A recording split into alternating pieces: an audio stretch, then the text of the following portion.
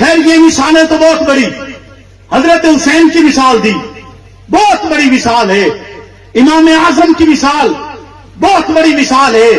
میں اس امت کے ایک فرد، ایک عام فرد کی بات کرتا ہوں، اگرچہ وہ بادشاہ تھا لیکن فرد عام ہے، کوئی بڑا متقی یا پرہیزگار نہیں، کوئی ولی نہیں، کوئی غوث کتب ابدال نہیں، عام فرد ہے۔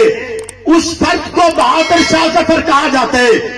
بہادر شاہ ظفر کو قید کر لیا جاتا ہے۔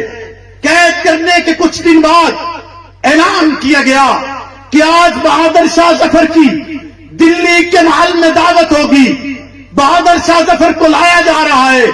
لوگ سوچ رہے ہیں نامعلوم کن مفادات پر بہادر شاہ ظفر بک گیا، کن معاملات پر بہادر شاہ ظفر نے انگریز سے سلوح کر لی، بہادر شاہ ظفر کو لایا جا رہا ہے، دونوں ہاتھ ہتھکڑی میں، پاؤں بیڑی میں ہیں۔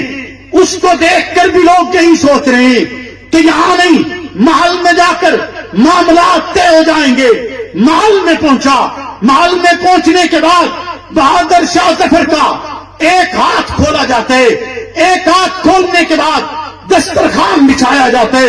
اس دسترخوان پر 12 مختلف برتن رکھے جاتے ہیں، ہر برتن کا رنگ مختلف ہوتا ہے۔ بہادر شاہ ظفر سے کہا جاتا ہے بہادر شاہ اپنے ان برتنوں کا ڈھکن اٹھاؤ اور کھاؤ یا دیکھو۔ بہادر شاہ ظفر ایک ڈھکن اٹھاتے، ایک بیٹے کا سر نظر آتا ہے، دوسرا ڈھکن اٹھاتے، دوسرے بیٹے کا سر نظر آتا ہے، تیسرا ڈھکن اٹھاتے، بھتیجے کا سر نظر آتا ہے، چوتھا ڈھکن اٹھاتے، پوتے کا سر نظر آتا ہے۔ غز خاندان کے 12 افراد کے سر ان برتنوں کے اندر موجود ہوتے ہیں۔ بہادر شاہ ظفر کھڑا ہوتے، وہی ایک ہاتھ جو اس کا ہتھکڑی سے باہر تھا، دوسرے ہاتھ میں ہتھکڑی بھی ہے، پاؤں میں بیڑی بھی ہے۔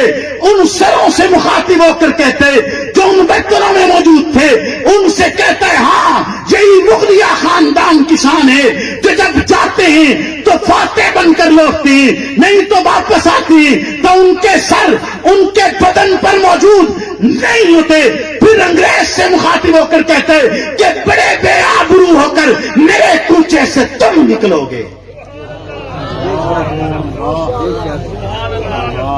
انگریز کو مخاطب ہو کر، ایک عام فرد ہے، انگریز کو مخاطب ہو کر کہہ رہا ہے کہ جب معصور ہے، گرفتار ہے، پابندیوں میں ہے، اس وقت ان سے کہہ رہا ہے کہ بڑے بے آبرو ہو کر میرے کوچے سے تم نکلو گے۔